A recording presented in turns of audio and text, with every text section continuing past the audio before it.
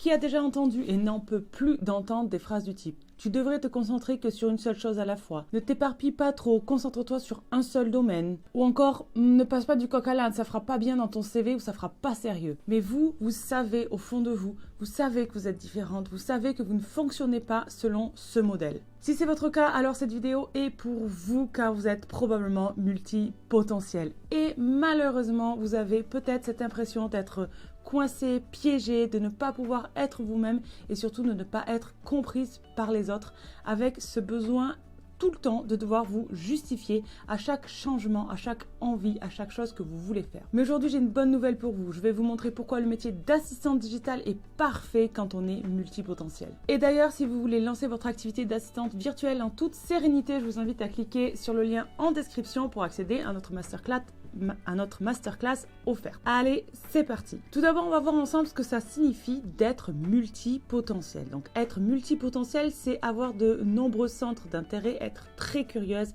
et avoir plusieurs poursuites créatives dans la vie. Si vous êtes comme moi, alors vous vous ennuyez sûrement très facilement avec les tâches répétitives et vous avez besoin d'explorer différents chemins. Les personnes multipotentielles sont souvent innovantes et peuvent apporter de nouvelles perspectives grâce à une curiosité et une façon unique de voir les choses. C'est à la fois une force vraiment, mais aussi un défi dans les jobs traditionnels en entreprise. Par exemple, pour moi, c'était un véritable défi en entreprise et notamment dans l'hôtellerie. Comme je travaillais pour un grand groupe américain, tout était fait de process et de règles. Et bien sûr, je comprends qu'il en faut pour gérer un hôtel de 400 chambres et de près d'1 millier d'employés. Jusque-là, je n'ai rien à dire. Mais là où j'avais vraiment des difficultés à les appliquer, c'est lorsque ces règles et ces process ne faisaient pas de sens ou lorsque l'on pouvait faire autrement, de façon plus efficace et surtout moins répétitive. Ou alors, comme j'ai travaillé dans d'autres industries, j'avais aussi parfois des inspirations pour faciliter certains process en m'appuyant sur ce que j'avais vu auparavant. Et malheureusement, la réponse était toujours la même. Non, on ne peut pas changer ça car ça a toujours été comme ça. Et inutile de vous dire que ça me frustrait énormément. Mais en tant qu'assistante virtuelle, cette connaissance multiple et basée sur différents domaines peut vraiment être un trésor. D'une part parce que vous allez avoir un autre point de vue et vous allez aussi pouvoir vous inspirer de vos autres clients et inspirer vos clients à faire les choses différemment ou encore de façon plus efficace. Pour nous, cette vue à 360 degrés est vraiment notre force quand il s'agit d'être assistante virtuelle ou même encore pour la gestion de nos propres entreprises. Alors, qu'est-ce que ça implique d'être multipotentiel au quotidien? Comme souvent, être multipotentiel, c'est à la fois une force, mais aussi un élément qui peut compliquer notre quotidien.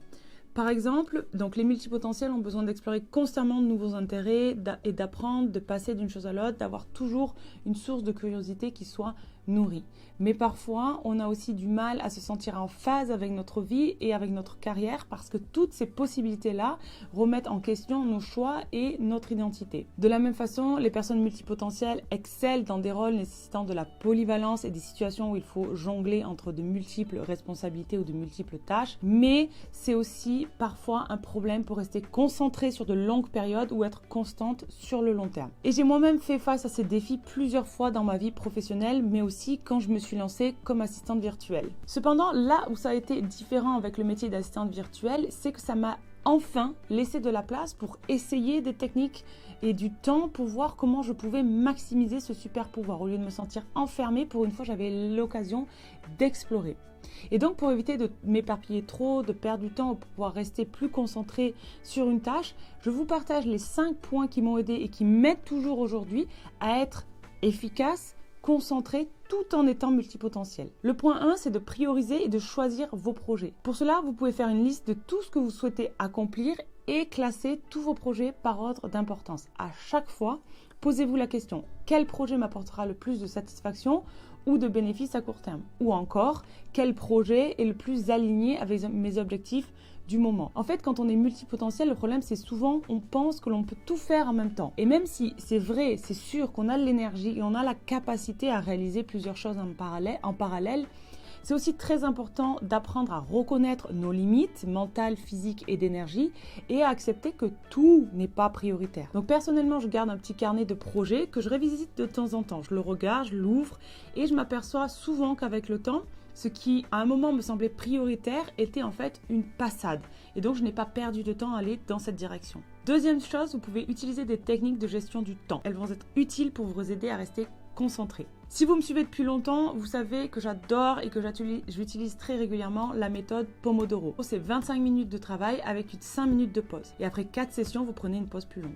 Ça vous permet de rester concentré sans vous épuiser. Vous pouvez aussi utiliser le time blocking qui permet d'assigner un thème à un créneau de temps sans pour autant se contraindre à quelque chose de très précis. Point numéro 3, vous pouvez créer des routines flexibles. Ah, les routines. J'en ai essayé je ne sais combien. Mais avec le temps, je me suis aperçue qu'elles sont quand même essentielles pour structurer ma journée, mais qu'elles doivent être flexibles. C'est là où réside la clé.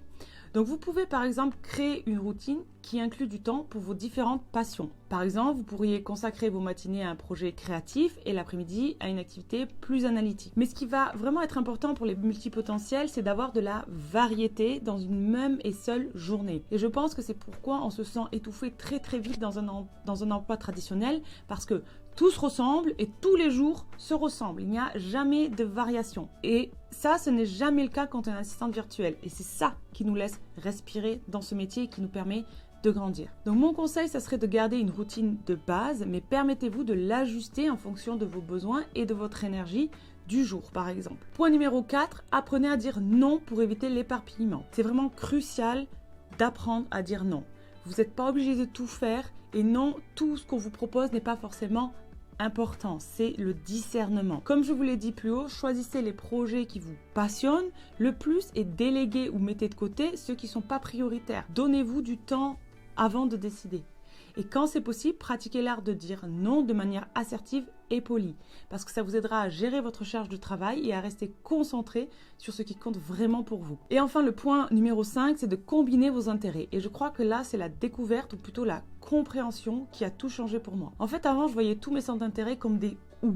Je peux faire ça, ou ça, ou ça, ou ça. Et du coup, en fait, je me sentais perdue, je me sentais noyée et je ne sentais pas de direction, de sens ou où aller, qui avait du sens pour moi, mais aussi pour les autres. Et en fait, un jour, j'ai pris le temps de faire le bilan de toutes mes compétences et de tous les domaines dans lesquels j'avais travaillé, et notamment ceux qui avaient eu le plus de sens pour moi. Et en fait, je me suis rendu compte que malgré tout, il y avait des points communs, des valeurs communes. C'était aider, accompagner, transmettre, faire vivre des expériences. Et au final, peu importe comment cela s'était matérialisé dans la réalité, ces valeurs-là étaient toujours sous-jacentes dans tout ce que j'avais fait. Et c'est comme ça que j'ai commencé à ajouter des « et » à mon identité. Ça a changé beaucoup de choses et notamment ça a donné du sens à ce que je fais. Donc pour essayer de voir un petit peu les valeurs sous-jacentes, vous pouvez faire les exercices suivants. Vous pouvez rechercher des intersections entre vos intérêts et voyez comment ils peuvent se compléter.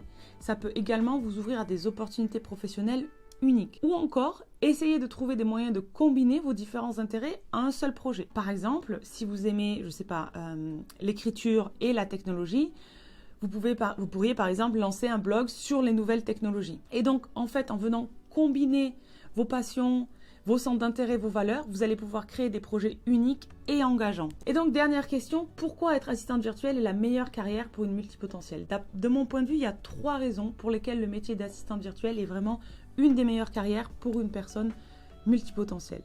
Tout d'abord, c'est un métier qui va vous offrir la flexibilité de travailler dans plusieurs domaines que vous adorez, dont vous avez un intérêt. Par exemple, vous allez pouvoir travailler pour des clients qui sont dans le marketing, dans l'événementiel ou même la santé. Vous allez pouvoir également accomplir diverses missions comme la gestion de calendrier, le support client ou la création de contenu pour les réseaux sociaux. Moi, par exemple, j'ai travaillé pour un plombier, un formateur en ligne et une thérapeute. En fait, ça m'a permis de toucher à plusieurs domaines et donc du coup de jamais m'ennuyer. Ensuite, c'est un métier qui offre un environnement de travail dynamique et qui correspond parfaitement à notre besoin de variété mais aussi de mouvement.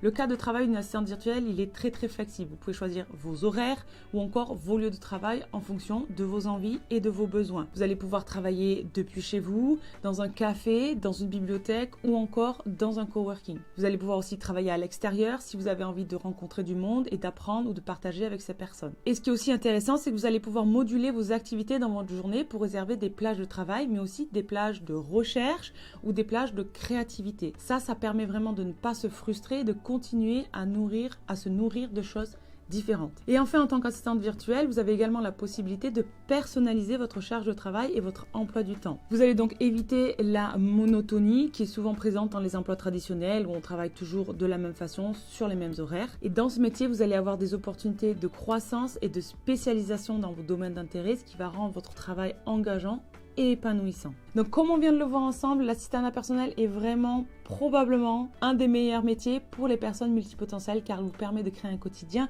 qui va vous ressembler à 100%. Personnellement, c'est un métier qui m'a permis à la fois de m'épanouir mais aussi de prendre conscience de cette grande force que nous avons en réalité. Parce que j'ai trouvé un métier qui combinait de nombreux éléments qui étaient importants pour moi et surtout où je ne m'ennuie jamais. Donc l'assistanat virtuel est probablement le meilleur rôle pour les multipotentiels et il n'y a vraiment pas d'autre métier dans lequel vous pouvez autant prospérer que dans l'assistanat. Pour en savoir plus, vous pouvez accéder à ma masterclass gratuite en cliquant sur le lien dans la description juste là. Je vous remercie d'avoir regardé cette vidéo, j'espère que ça vous a aidé. N'oubliez pas de liker et de vous abonner et je vous dis à très vite.